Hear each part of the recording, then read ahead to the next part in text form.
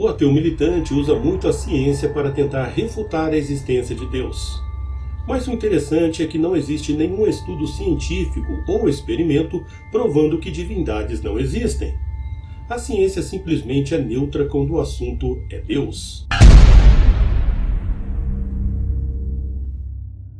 Mas se a ciência não diz nada a respeito de Deus, por que alguns militantes acham que certas teorias científicas refutam a existência de Deus?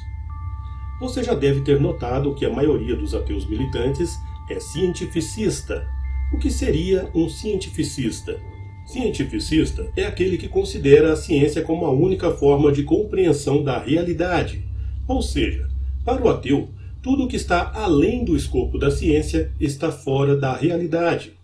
E como sabemos, a ciência se limita ao estudo do mundo natural. A ciência simplesmente não tem ferramentas para estudar algo que está além do mundo natural. E o sobrenatural, por definição, é algo que está acima do natural. Então a conclusão do ateu cientificista não vai ser outra senão a de que o sobrenatural não existe. Mas o que faz um ateu achar que uma teoria científica pode provar que Deus não existe? Bom, vamos usar como exemplo a teoria do Big Bang, pois ela é bastante utilizada pelos ateus em seus argumentos contra a existência de Deus. A teoria do Big Bang tenta explicar como o universo surgiu. Essa teoria diz que no passado o universo estava todo concentrado em um único ponto, uma singularidade chamada de átomo primordial. E que esse ponto começou a se expandir de forma acelerada, dando origem ao universo que conhecemos hoje, que inclusive, segundo eles, ainda está em estado de expansão. Apesar dessa teoria ter sido proposta por um cientista que também era padre, os ateus veem nela uma prova de que Deus não estava presente no momento da criação do universo. Ao estudar sobre a teoria do Big Bang, o ateu geralmente vai dizer assim: Viu só? O universo se formou sem a ajuda de um Deus. Deus não foi citado no processo. Obviamente que Deus não poderia ser citado em uma teoria científica, uma vez que ele está além do escopo da ciência. Mas isso não significa que ele não esteja por detrás de todo esse processo. Um erro muito comum que tenho observado nos ateus é achar que Deus é um tipo de mágico que estala os dedos e as coisas aparecem. Bom, ele pode fazer isso, mas nem sempre é assim. Deus pode sim manipular as forças naturais para produzir o que ele quer. Um exemplo disso nós podemos ver na própria Bíblia, no livro de Êxodo, no texto que fala sobre a passagem dos hebreus pelo Mar Vermelho. O versículo de Êxodo, capítulo 14, versículo 21, diz que Deus enviou um forte vento oriental que soprou a noite inteira na direção do mar, abrindo a tal passagem.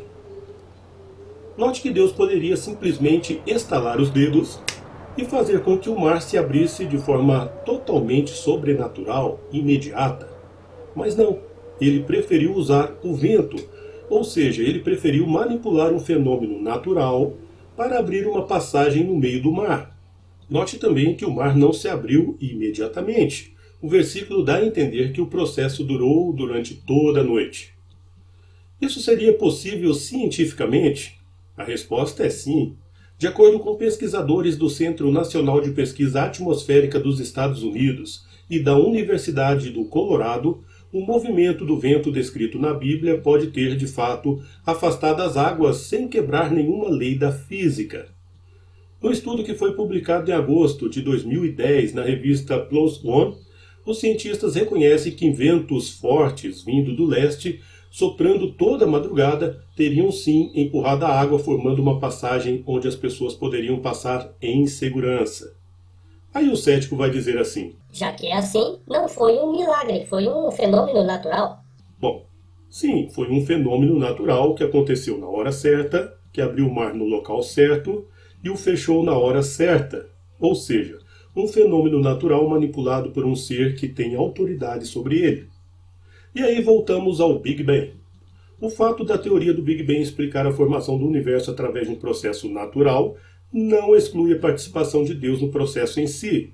Assim como aconteceu no caso da abertura do Mar Vermelho, Deus pode ter manipulado processos naturais para formar o próprio universo.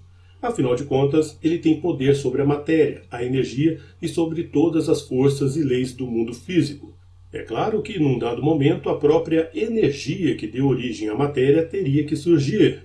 E como no mundo físico nada surge do nada, Deus teve que criar a própria energia. E depois foi só dar início à cadeia de processos que culminaram no universo que conhecemos. Então a moral da história é: a ciência pode explicar como um processo natural ocorre, mas não tem como provar que esse processo aconteceu sem o comando e manipulação de um criador.